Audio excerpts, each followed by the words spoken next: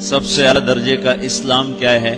من سلم المسلمون من لسانہ و یدہ۔ زندگی میں یہ طے کر لو، کوئی کتنا ہی تمہیں دکھ پہنچائے، کوئی کتنا ہی تمہاری بےعزتی کرے، چپ ہو جاؤ، سہ جاؤ۔ مرنے والے کی کیا عزت، کیا ذلت، میں نے تو مر کے دیکھا ہے، اور مجھے یہ حدیث سمجھ میں آئی ہے بڑی اچھی طرح، موتو قبل ان تموتو، کہ مرنے سے پہلے مر جاؤ۔ اس وقت اگر میں مر جاتا تو مجھے کوئی گالیاں دیتا تو مجھے کیا نقصان تھا، اور مجھے کوئی نعرے لگاتا میرے لیے تو میرا کیا نفع تھا۔ تو مرنے سے پہلے مر جاؤ، کوئی تمہیں برا بھلا کہے تو تمہارا کیا نقصان، تمہیں کوئی واہ واہ نعرے لگائے تمہیں کیا نفع ہے۔ اگر اللہ راضی ہے تو مرد آباد اور زندہ باد سے بے نیاز ہو۔ ابو ذر رضی اللہ تعالیٰ عنہ کو ایک آدمی نے گالیاں دی تو انہوں نے فرمایا، بیٹا ایک گھاٹی آگے آ رہی ہے، اس میں گر گیا تو جو کچھ کہہ رہے ہو اس سے بھی زیادہ کا حقدار ہوں، اور اگر پار ہو گیا تو تیری گالیوں سے مجھے کوئی فرق نہیں پڑتا ہے۔ من سلم المسلمون من لسانہ و یدہ موتوا قبل ان تموتوا۔ چونکہ آج کل اخلاق ہیں انتقامی، معاف کرنے والے اخلاق ہیں نہیں، انتقامی اخلاق ہیں۔ ہمارا معاشرہ انتقامی ہے، اچھا کرو گے تو ہم اچھا کریں گے، برا کرو گے تو ہم برا کریں گے، جیسا کہو گے ویسا ہم سے سنو گے۔ یہ ہمارا ماحول ہے، یہ ہمارا۔ ایک ماں کہہ رہی تھی دوسری ماں کو، میرے پترا کدی کسی نے واسطے سلام نہیں کیتا، بڑے فخر سے کہہ رہی ہے، ہمارے اپنے گاؤں کی بدوا، میرے پترا کدی نہیں کسی نے واسطے سلام کیتا، مائی جڑا کرے انہوں کریں دیں، جڑا نہ کرے انہوں پوچھ دے ہی کوئی نہیں۔ یہ وہ فخر سے کہہ رہی، جو سب سے بڑا عیب ہے وہ سب سے بڑا فخر بنا ہو۔ میرے پتروں کدی نہیں کسی نے واسطے سلام کیتا۔ جب ماں باپ نے یہ سبق دیا تو اولاد کا کیا قصور ہے؟ تو ہمارا معاشرہ انتقامی ہے، ایک کی 10 سنانے کا ماحول ہے، تو آپ 100 کی ایک بھی نہ سناؤ۔ احنف بن قیس رضی اللہ تعالیٰ عنہ پہ ایک آدمی نے چڑھائی کر کہنے لگا، ایک سناؤ گے نا تو 10 سنو گے میری طرف سے۔ تو احنف بن قیس کہنے لگے، بھائی تو مجھے 100 بھی سنائے گا نا تو میری طرف سے ایک بھی تو نہیں سنے گا۔ ایک آدمی ان کی بڑی بےزتی کر رہا تھا اور وہ چل رہے تھے اور وہ 100 گالیاں بک رہا ہے۔ جب آ گیا نا قریب شہر تو کہنے لگے، دیکھا میرا قبیلہ یہاں رہتا ہے، اگر کسی نے سن لیا نا تو تیری بڑی دھلائی کر دے گا، تو نے جو مجھے گالیاں دینی میں کھڑا ہوں یہیں تو دے لے، تو اپنا سارا زور پورا کر لے تاکہ آگے تجھے کوئی تکلیف نہ پہنچا دے میری وجہ سے۔ تو وہ پاؤں پہ گر کے معافی مانگنے لگا کہ واقعی تو بڑے حلم والا ہے۔ وہ مشہور تھے اپنے حلم میں، بردباری، اور لوگ ان کا امتحان لینے آیا کرتے تھے کہ بھئی کوئی ہے جو احنف کو غصہ دلا دے، تو لوگ ناکام ہو جاتے تھے، ان کو غصہ نہیں آتا۔ ایسے ایک عرب سردار گزرا معن بن زائدہ، وہ بھی اپنے حلم میں بڑے مشہور تھے۔ ایک دفعہ لوگوں میں شرط لگ گئی کہ کوئی ہے معن بن زائدہ کو غصہ دلائے تو ہم اس کو انعام دیں گے۔ تو ایک شاعر نے کہا، میں غصہ دلاتا ہوں، تم دیکھنا ایسے سیخ پا ہو جائے گا جیسے جانور۔ تو وہ چلا گیا اس کی مجلس میں، دربار لگا، عرب سردار تھا بہت بڑا، دربار لگا ہوا، تو کہتا السلام علیکم، میں کہا وعلیکم السلام۔ تو معن بن زائدہ پر ایک دور بڑے فخر کا گزرا تھا، پھر اللہ نے اس کو بہت بڑی سرداری دی، بنو عباس کا بہت بڑا یہ وزیر گورنر تھا۔ تو کہتا اتذکر اذ لحافک جلد شاۃ واذ نعلاک من جلد البعیر، کیوں بھائی تجھے یاد ہے جب تیرا بستر بکری کی کھال تھا اور تیرے جوتے اونٹ کی کھال کے تھے؟ تو کہنے لگا کیوں نہیں یاد، بھلا کوئی ماضی بھی بھولتا ہے؟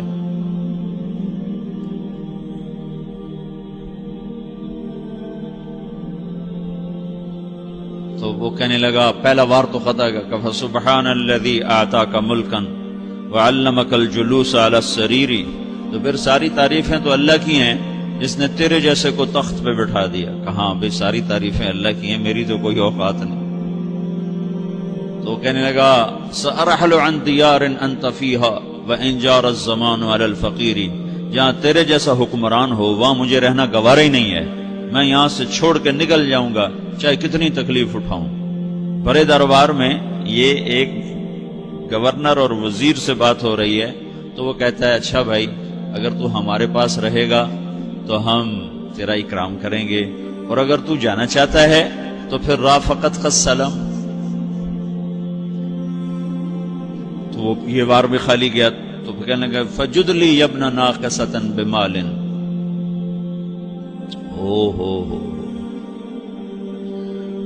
او گندی ماں کے بیٹے مجھے کچھ عطا بھی کر، میں بغیر پیسے کے سفر کیسے کروں گا؟ عرب کو کسی کو بھی ماں کی گالی دے دینا پھر عرب سردار ہو. فجد لی یبن ناقصۃ بمال، بری ماں کے بیٹے مجھے کچھ پیسے بھی دے، میں نے جانا ہے.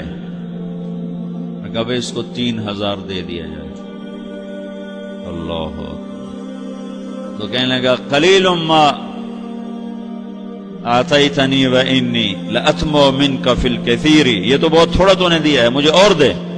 کہا اچھا بھائی 3000 اور دے دو. تو وہ شاعر کی بھی آنکھیں پھٹ گئیں. کہنے لگا اب ٹھہر جا ٹھہر جا، اب میں تیری اصل تجھے بتاتا ہوں. سألت اللہ ان یبکیک ذخرا فما لک فی البریۃ من نذیر، میں اللہ سے دعا کرتا ہوں اللہ تیرے جیسوں کو سلامت رکھے، تیرے جیسا دنیا میں کسی ماں نے جنا ہی کوئی نہیں. فمنک الجود والافضال حقا وفضل یدیک کالبحر الغزیر، تو ہی سخی ہے، تو ہی کریم ہے، اور سمندر بھی تیری سخاوت کے آگے کچھ نہیں ہے. تو نے کہا اچھا بھائی تو نے ہماری برائی کی، ہم نے تمہیں 6000 دیے، اب تو نے ہماری تعریف کی، اب 10,000 اور دے دو اس کو. باتیں ہی رہ گئیں، باتیں ہی رہ گئیں. کہاں سے لائیں ایسے لوگ؟ ہمارا معاشرہ انتقامی ہے، بدلہ لینے کا ہے، بدلہ لینے کا. تو میرے ساتھ کیا میں نے بھی کرنا ہے. اعلیٰ درجے کا اسلام یہ سکھا رہا نہیں چپ ہو جاؤ، سلام مت بن جاؤ، سلامتی بن جاؤ، سلامتی کی علامت بن جاؤ. من سلم المسلمون من لسانہ ویدہ. اب وہ سوال کرتا ہے یا رسول اللہ ای الایمان افضل، سب سے اعلیٰ درجے کا ایمان کیا ہے؟ اسلام کیا ہے؟ کلمہ، نماز، روزہ، حج، زکوٰۃ. اعلیٰ درجے کا اسلام کیا ہے؟ من سلم المسلمون من لسانہ ویدہ. یہ اخلاق کا ادنا درجہ ہے، ادنا درجہ ہے. ادنا درجے پر پہنچ کر آپ اسلام میں اعلیٰ درجے پر آ سکتے ہیں. وہ سوال کرتا ہے ایمان کیا ہے؟ تو آپ نے کہا اللہ پر، فرشتوں پر، کتابوں پر، رسولوں پر، موت کے بعد کی زندگی پر، تقدیر پر. اب ایک اور سائل سوال کرتا ہے ای الایمان افضل، سب سے اعلیٰ درجے کا ایمان کیا ہے؟ تو آپ نے فرمایا حسن الاخلاق، اچھے اخلاق سب سے اعلیٰ درجے کا ایمان ہے. جو آدمی اسلام میں، جو آدمی اخلاق میں، جو مرد عورت اخلاق میں ادنا درجے پر ہوتا ہے وہ اسلام میں اعلیٰ درجے پر پہنچتا ہے. اب اگر وہ اخلاق میں اعلیٰ درجے پر آ جائے تو اب یہ کہاں پہنچے گا؟